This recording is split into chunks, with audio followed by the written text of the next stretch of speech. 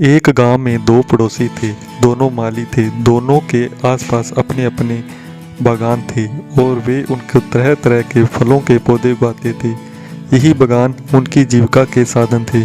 उनमें से एक पड़ोसी बहुत सख्त था और अपने पौधों की ज़रूरत से ज़्यादा देखभाल करता था। उसे लगता था कि पौधों की अगर ठीक से देखभाल नहीं की गई तो वे नष्ट हो सकते हैं। लेकिन दूसरा पड़ोसी पौधों को प्राकृतिक रूप से विकसित होने देने पर विश्वास करता था। वह पौधों को उतनी ही देखभाल करता जितनी कि उन्हें आवश्यकता थी, लेकिन वह अपने पौधे के तनों और टहनियों को काट काट न करके अपनी मनमर्जी दिशा में बढ़ने देता था। इससे वे स्वाभाविक रूप से विकसित होते थे। एक शाम बहुत भीषण तूफान आया जिसमें भारी बारिश हुई। तूफान ने कई पौधों को नष्ट कर दिया।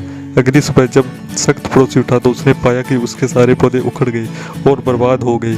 वह जब दूसरा पड़ोसी उठा तो उसने पाया कि उसके पौधे अभी भी मिट्टी में मजबूती से लगे हुए हैं।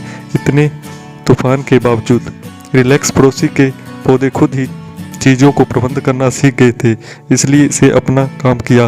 गहरी जड़ें उगाई और मिट्टी में अपने लिए जगह बनाई।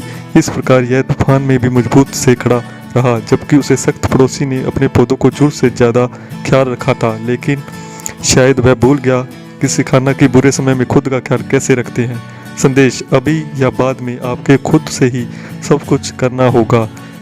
जब तक माता पिता अत्यधिक सख्त होना बंद नहीं करते तब तक कोई अपनी समझ के अनुरूप काम करना नहीं सीख पाता।